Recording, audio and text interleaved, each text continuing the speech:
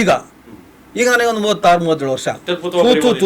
ತೂ ಮೋಢ್ಯ ವಿಚಾರನೇ ಬರ್ತಿದ್ಯಾ, ಪ್ರಿಂಟು ಆಗಿದೆ, ಈತನ ಇನ್ನೂ ಪರಿಣಾಮಕಾರಿಯಾಗಿ ಬರಿಬೋದಿತ್ತಲ್ಲ ಅಂದರೆ ಆ ವಯಸ್ಸಿಗೆ ನನ್ನ ಬುದ್ಧಿಮತ್ತೆ ಬರಹದ ಶೈಲಿ ಎಷ್ಟಿದೆಯೋ ಅಷ್ಟು ಬರೆದಿದ್ದೀನಿ. ಹಾಗೆ 18ನೇ ವಯಸ್ಸಿನಲ್ಲಿ ನನಗೆ ಈ ಅವತ್ತು ಮೌಢ್ಯದ ಬಗ್ಗೆ ಬರೆದವನು, ನನಗೆ ಈ ಧರ್ಮ ಕರ್ಮಗಳ ಬಗ್ಗೆ ಅಂಥ ಆಸಕ್ತಿ ಇರಲಿಲ್ಲ ಆ ಆ ಆ ವಯಸ್ಸಿನಲ್ಲಿ, ಆ ಪ್ರಬುದ್ಧತೆಯ ಮಟ್ಟದಲ್ಲಿ. ಆವಾಗ ನಾನು ಒಂದು ಅಫಿಡವಿಟ್ ಮಾಡ್ಕೊಂಡೆ, ಇಂಥ ಹೆಸರಿಂದ ಚಿಂತನೆ ಹಿಂಸೆಗೆ ಬದಲಾದೆ ನಾನು. ಆ ಟೈಮಲ್ಲಿ ನನ್ನ ಪ್ರಬುದ್ಧತೆಯ ಮಟ್ಟ ಹೇಗಿತ್ತಂದರೆ, ಅಪ್ಪನ ಹೆಸರು ಕೂಡ ಬದಲಾಗದಿದ್ದರೆ ನನ್ನ ಈ ಹೆಸರು ಬದಲಾಗಲ್ಲ ಅನ್ನುವಷ್ಟು ಸಣ್ಣ ಜ್ಞಾನ.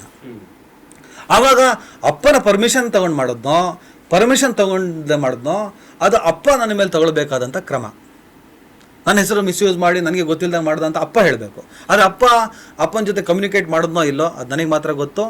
ನಾಳೆ ಅದೇನಾದರೂ ಒಂದು ಇಶ್ಯೂ ಅಂತ ಆದರೆ ಆ ಇಶ್ಯೂ ಮಾಡಬೇಕಾದವರು, ಪ್ರಶ್ನೆ ಮಾಡಬೇಕಾದವರು ಅಧಿಕಾರಿಗಳು ಕುಟುಂಬದವರೇ. ಈಗ ನಮ್ಮ ಅಪ್ಪ ನನ್ನ ಮೇಲೆ ಕಂಪ್ಲೇಂಟ್ ಮಾಡಬೇಕು, ಥರ್ಡ್ ಪಾರ್ಟಿ ಒಂದು ಪಬ್ಲಿಕ್ ಇಂಟ್ರೆಸ್ಟ್ ಇಂದನೇ ಮಾಡ್ದ ಅಂತಾನೆ ಇಟ್ಕೊಳ್ಳಿ, ಮಾಡಿದಾಗಲೂ ಕೂಡ ಅಪ್ಪನ ಸ್ಟೇಟ್ಮೆಂಟು ನನ್ನ ಸ್ಟೇಟ್ಮೆಂಟ್ ಇಂಪಾರ್ಟೆಂಟ್ ಆಗ್ತದೆ. ಅದಕ್ಕೆ ನನಗೇನಿಲ್ಲ, ಅದಕ್ಕೆಲ್ಲ ಕ್ಲಿಯರ್ ಕಟ್ಟಿದ್ದೀನಿ.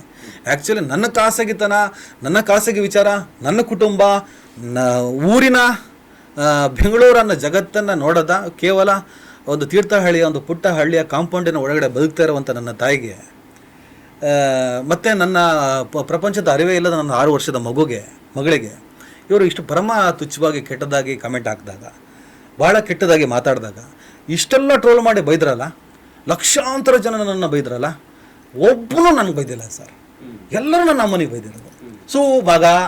ಮಗ ಅರೆ ಪಾಪ ನಿಮ್ಮನ್ನು ಬೆಂಬಲಿಸಿ ಬರೆದಂತವ್ರಿಗೂ ಕೂಡ ಅವರಿಗೂ ಕೂಡ ಮಗ ನೀನು ಇವನು ಹುಟ್ಟಿದ್ಯಾ ಬೆಂಬಲಿಸಿ ಬರ್ದವ್ರಿಗೆ, ಅವರೆಲ್ಲರೂ ಕೂಡ ಯಾರು ನನ್ನ ಬೆಂಬಲಿಸಿ ಬರ್ತಾರೋ ಇಂಥದನ್ನು ತುಂಬ ಅರಗಿಸಿ ಕುಡಿದಿದ್ದಾರೆ. ಅವ್ರಿಗೆಲ್ಲ ಥ್ಯಾಂಕ್ಸ್. ನಾನು ಆ್ಯಕ್ಚುಲಿ ಈ ಟ್ರೋಲ್ ಗ್ಯಾಂಗ್ ಇದೆಯಲ್ಲ ಪಾಪ ಹುಡುಗಿ ಇವರೆಲ್ಲ, ಅವರು ದೊಡ್ಡ ನನಗೆ ಏನಾದರೂ ಸಾಯೋರ್ಗೂ ಋಣಿ ಆಗಿರ್ತೀನಿ. ಯಾಕಂದ್ರೆ ನನಗೆ ಈ ಪ್ರಮಾಣದಲ್ಲಿ ಬೆಂಬಲ ಬರುತ್ತೆ, ಅದು ವ್ಯಂಗ್ಯ ಚಿತ್ರಗಳಾಗ್ತವೆ, ಅಲ್ಲಿ ಹಿಂದಿಯಲ್ಲಿ ಟ್ವೀಟ್ ಆಗುತ್ತೆ. ನಾನು ಸುಪ್ರೀಂ ಕೋರ್ಟ್ನಿಂದ ಮ್ಯಾರಿಟ್ ಅಂತ ಹೇಳ್ಬಿಟ್ಟು ಒಬ್ಬರು ವಕೀಲರು ಫೋನ್ ಮಾಡಿಬಿಟ್ಟು, ಹ್ಯೂಮನ್ ರೈಟ್ಸಿಂದ ಫೋನ್ ಮಾಡಿಬಿಟ್ಟು, ಈ ವಾಟ್ ನೀನು ಏನು ಪ್ರಾಬ್ಲಮ್ಮು, ನಾವು ವಾಚ್ ಮಾಡ್ತಾ ಇದ್ದೀವಿ ಅಂತ ಕೇಳೋ ಲೆವೆಲಿಗೆ ನಾವು ಏನೋ ಒಂದು ರೀಚ್ ಆಗ್ತಾ ಇದ್ದೀವಿ. ಅರೆ ಯಾವುದೋ ತೀರ್ಥಹಳ್ಳಿಯ ಪುಟ್ಟ ಹಳ್ಳಿಯಿಂದ ಬಂದು ಯಾವುದೋ ಒಂದು ಬೆಂಗಳೂರಿನ ಏರಿಯಾದಲ್ಲಿ ಸಣ್ಣ ಪುಟ್ಟದಾಗ ಒಂದು ವಿಡಿಯೋ ಮಾಡ್ಕೊಂಡಿದ್ದ ವ್ಯಕ್ತಿನ ತಗೊಂಡೋಗಿ ದೇಶದ ಮಟ್ಟಕ್ಕೆ ಬೆಳೆಸ್ಬಿಟ್ರಲ್ಲ. ನಾನು ಹೇಳ್ದೆ ಏನಪ್ಪ ಕತೆ ಅಂದರು. ನೋಡಪ್ಪ ನಂಗೆ ರಾಜಕಾರಣ ಇಂಟ್ರೆಸ್ಟೇ ಇಲ್ಲ, ಇವ್ರು ಎಮ್ ಎಲ್ ಎ ಮಾಡಕ್ಕೆ ಹೊರಟಿದ್ದಾರೆ ಅಂದೆ.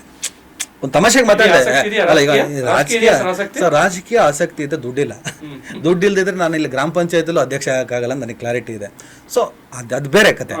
ಸೊ ನಾನು ಇವತ್ತು ಮುಂದೇನು ಅಂತ ಆಲೋಚನೆ ತುಂಬ ಜನ ಕೇಳಿದಾಗ ಹೇಳಿದೆ, ರಾಚಿಂತನಾಗಿ ವೈಚಾರಿಕತೆಯನ್ನು ಎದುರಿಸ್ತೀನಿ. ನಾನು ಅಫಿಡವಿಟ್ ಪ್ರತಿಯೊಂದು ಮಾಡಿರೋದೆಲ್ಲ ಕಾನೂನು ಪ್ರಕಾರನೇ ಇದೆ, ಕಾನೂನು ಪ್ರಕಾರವಾಗಿ ಬದುಕಿದ್ದೀನಿ. ನನ್ನ ಪ್ರಬುದ್ಧತೆಯ ಮಟ್ಟ ಬೆಳೆದ ನಂತರ ನನಗೆ ಇದು ಬೇಡ ಅನಿಸ್ತು. ಅವತ್ತಿನ ಆಲೋಚನೆಗೆ ನಮ್ಮ ಅಪ್ಪ ಕೂಡ 1 ವರ್ಷ 2 ವರ್ಷ ಆದಮೇಲೆ ಯಾಕೆ ಇವೆಲ್ಲ ಕ್ಲಿಯರ್ ಮಾಡ್ಕೊಂಡ್ಬಿಡೋದು, ಸಾಯ್ಲಿ ಅದು ಯಾಕೆ ಬೇಕು ನಿಮಗೆ ಅಂತ ಬುದ್ಧಿ ಹೇಳೋದ್ರಿಂದ ನನ್ನ ಕಾಲಕ್ರಮೇಣ ಎಲ್ಲವನ್ನೂ ಮುಗಿಸಿ ನನ್ನ ಮೂಲ ಏನು ನನ್ನ ಹುಟ್ಟಿದೆ ಆ ಹುಟ್ಟಿನ ಮೇಲೆ ನನ್ನೆಲ್ಲ ಎವಿಡೆನ್ಸು ದಾಖಲೆಗಳೆಲ್ಲ ಇದ್ದಾವೆ. ನಾನು ಅದರ ಪ್ರಕಾರವಾಗಿ ಕಾನೂನುಬದ್ಧವಾಗಿ ಯಾವುದೇ ತಪ್ಪಿಲ್ಲದೆ ನಾನು ಇವತ್ತು ಬದುಕ್ತಾ ಇದ್ದೀನಿ. ಅದು ಕೂಡ ನಾಳೆ ಎಂಥ ಎನ್ಕ್ವೈರಿ ಆದರೂ ಕೂಡ ಅದಕ್ಕೆ ನಾನು ಎದುರಿಸೋಕ್ಕೆ ಸಿದ್ಧ ಇದ್ದೀನಿ. ಅದು ನನ್ನ ವಿಚಾರದಲ್ಲಿ.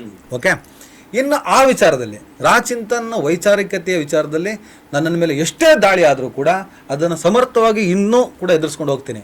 ಆದರೆ ಈಗ ನಾನು ಲೀಗಲ್ ಯಾಕೆ ಹೋಗಬೇಕು ಅನ್ನೋ ತೀರ್ಮಾನ ಮಾಡಿದ್ದು ಅಂದರೆ, ನಮ್ಮ ಹಿರಿಯ ವಕೀಲರು ಅನೇಕರೆಲ್ಲ ಮಾತಾಡಿ ಒಂದು ಟೀಮ್ ಅದು ಸಿದ್ಧತೆ ಮಾಡಿದ್ದೀವಿ.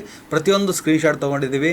ಪ್ರತಿ ಪೋಸ್ಟಿನ ಕೆಳಗಡೆ ಬಂದಿರುವಂತಹ ನನ್ನ ತಾಯಿ ನಿಂದನೆ, ನನ್ನ ಮಗಳ ನಿಂದನೆ, ನನ್ನ ಕುಟುಂಬದ ನಿಂದನೆ, ಇದೆಲ್ಲದನ್ನು ಕೂಡ ನಾವು ಪ್ರತಿಯೊಂದನ್ನು ಎತ್ತಿಟ್ಕೊಂಡಿದ್ದೀವಿ. ಒಂದು ಸ್ಟ್ರಾಂಗ್ ಎವಿಡೆನ್ಸ್ನ ರೆಡಿ ಮಾಡ್ಕೊಂಡಿದ್ದೀವಿ. ನಾನು ಈಗ ರಾಚಿಂತನಾಗಿ